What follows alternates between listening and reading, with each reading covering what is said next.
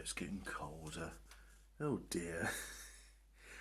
when, when I got into my room, it said 13.8. It's actually getting colder. How does that work out? Well, either way, uh, it's that temperature for the Americans. Let's burn this rubbish. If you're curious about the rubbish I've got, like so, there's a food waste scheme called Too Good to Go. My mum told me about it. She said, "Oh, you pay this nominal fee by various supermarkets and cafes and any other place that's got food waste they need to get rid of, and they just fill up a bag full of you, full of the stuff they weren't able to sell." Which is a shame, really, because jam and cream donuts, they're great. But so I went to the petrol station, and because it's a little Waitrose. Then I went to Co-op. I must admit, I was impressed with the quality and quantity of goods I got from Waitrose. Mind you, it was mostly bread, but it's bread I didn't have to pay for, so I definitely got more than the £5 I paid for it. And most of it just goes in the freezer because I don't mind bread in the freezer. And yeah, good stuff. So that's my firelight for this morning. Oh, it's cold. It's so cold that instead of getting out of bed, I just reached for my clothes and I pulled them into bed. And you see, I'm the sort of chap who I leave my clothes on the floor next to my bed, and that way they're within arm's reach. So I I also have some fresh laundered shirts there, so I put on a shirt, put my trousers, and then I eventually got out of bed to put the socks on and some shoes, and yeah, now that's how I clothed myself this morning, because it was very cold. And then later on, I'm going to make myself a pot of tea, and I'm going to have some scones with clotted cream, and scones. I know some people call them scones, but they are S-cones. So I'm going to enjoy some S-cones, and yeah, just try and keep warm in this terrible, terrible time that we're living in. Truly horrible, dark winter. I was talking with someone today, and they said, "Oh," because I was talking about artificial habitats, and I was saying, if I could have an artificial habitat, be it like a engineered planet or an O'Neill cylinder, I would have it 25 degrees, or between 25 and 35 degrees, all year round. And in the case of a planet, I would have a swarm of mirrors in space, so that sunlight could be distributed equally from the poles to the equator, so that no area is horrifically hot or cold. And then, because you've got mirrors, and because it'd be fun for Christmas, 2 weeks of snow. Cold temperatures, the sort of cold where all the what do you call it? The what's the word I'm looking for? Come on, brain, we almost had it. The sort of cold where it's the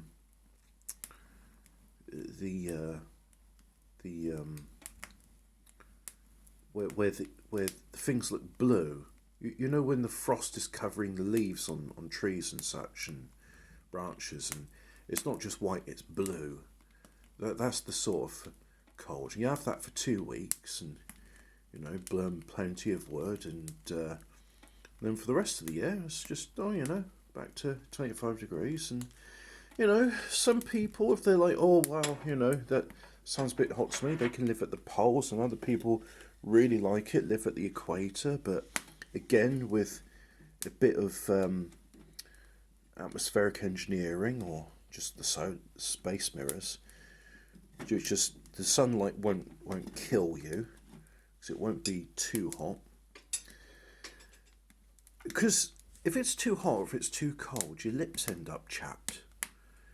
And I spoke with someone else, he said, oh, if I could have I just have it at 4 degrees all year round. It's like, well, you're an idiot, nothing will grow. It's like, that's fine, I don't want to eat plants anywhere. It's like, you realise that cows need grass, and if the grass doesn't grow, then the cows don't grow. So, no, I hate winter. I really do. If I was living somewhere further south, probably wouldn't be so bad. But I've experienced winter in the south of France, and it still gets cold there. It's still, wear jumpers weather. Yeah. Pot of tea, scones, clotted cream. I've got a bit of jam as well, so I could have some jam on it. Oh yeah, that sounds like a good idea. Yeah, I think that's capital idea actually. Yeah, I like that idea a lot. But hey, look, we got ourselves a fire. On good news, chaps. It's no longer 13.7, it's now 14.4 degrees. At some point, I'll be able to relax. Yeah. No, last night was 2 duvets and a flat. I call it a top sheet, but nobody else calls it a top sheet, so it's known as a flat sheet. So I have my brushed cotton flat sheet, then 2 duvets, and a hot water bottle. And funny enough, normally I hold a pillow to myself when I'm sleeping, because it turns out that's an extra bit of insulation. But with the hot water bottle, I didn't need it. I just thought, hang on. Because you see, I thought there was something to do with like how my arms are, and when I sleep on my side, if my arms are just like under my body, they go dead, and I'll wake up. So no, it was good with the hot water bottle, because when I put my feet in, because you got to imagine like the floor here, and I didn't have a fire going yesterday. Even with thick socks on and trainers with the rubber soles, my toes were numb. And then I got into bed and it got worse. So I brought my feet up to my hips, and I put the hot water bottle there, and I just put my toes on it, and I just it took a while to warm up. And I always thought, oh, it'll get too heavy and I'll feel constrained. Actually, you know what? I sleep fine with a heavy blanket. It's not really as constrictive as I'd fear it'd be. It's just a case of I've got to be warm enough. Don't want to get too warm, obviously, but that's why I've got 2 duvets on. My summer duvet is 7 tog, and my winter one is 14. So combined, that's 21 tog of feathers. Oh, and that's the other thing as well. I can't use polyester. I mean, it's light and it's certainly insulating, but it doesn't breathe like feathers do. And I'm willing to pull up with the lumps and the bits of feathers sticking to the bedding, because at least with that I can breathe, and that allows for a much more pleasant sleep, which as an insomniac is something I cherish. Yes. My sleep will improve during the summer. It'll be nice when I have some proper sunshine, and that will help with the, is it called the circadian rhythm? Yeah. It'll help with the circadian rhythm. Right, that's all my coal. I'll have to go and get more. Gotta get through it so quickly.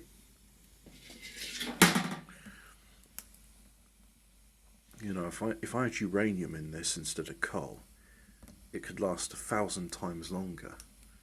The only problem is then, instead of having glass panel, I need a lead panel, and maybe a was it a radioisotope generator? What's that thing? NASA uses them.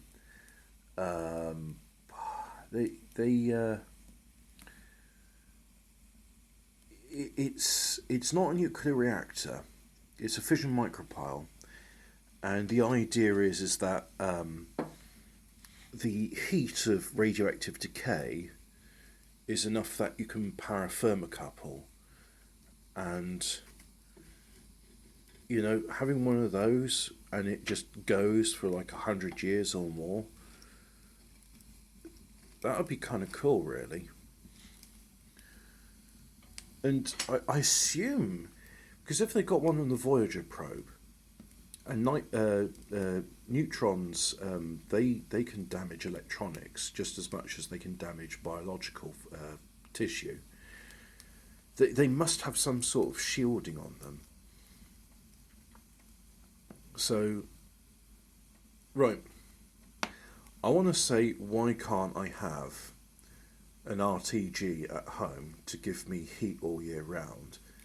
And the answer is because it could quite easily be weaponized, and that's not something you can trust the Joe Public with, especially when especially when people are getting increasingly disgruntled with the powers that be. Seems to be a lot of crazy things happening in the world today. I'm not sure if you believe in UFOs, but there's been a US congressional hearing, and it seems that the House committee and the witnesses interviewed certainly believe in them. And there might even be reports of, oh, well, there was going to be nuclear war, but then the aliens keep disarming the nuclear missiles. Don't know how that works, but there you have it. It's an interesting story. I don't know if it's true or not. And the problem is, I'll never find out the truth. So it's just one of those things of, well, is it even fun to speculate about? I don't know. All I seem to know is that things are interesting at the moment. There's lots of things happening, and things I wouldn't have expected to see. Things which seem to upset the status quo. And I just realised something more important. Because, you see, I've got a break there, right down to there. And the consequence of such means that when I close this, you see, it's got plenty of air, and it burns really quickly. But the consequence of that is most of the heat just goes straight up the chimney rather than staying in the room. So I'm burning a lot of fuel and I'm not getting much heat. And I've got some wire brushes. But do I have any rope glue? Hang on. If there is a place to add a rope glue, it'll be in this corner here, but no, don't have any. What if I just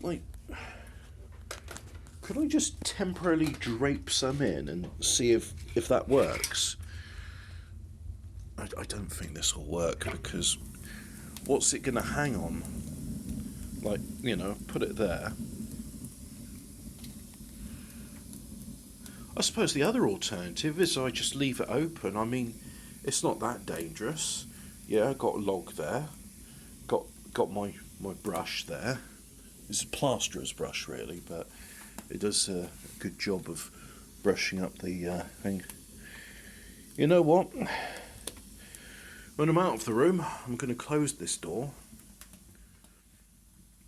But I think today, yeah, I'm just going to have an open stove because until I close that seal, that's probably going to be the most efficient way I can do it. I mean, if it gets too smoky, I'll have to close it. Yeah. Um, I'm procrastinating on doing this because you see, this means I need to. I need to buy some rope glue, and I probably need to buy some new rope. Yeah. Oh, I know where I got this rope from, actually. In that case, I'll probably just go to them again. Uh, yeah. Alright. I think I know what I'm doing for today then. Bye.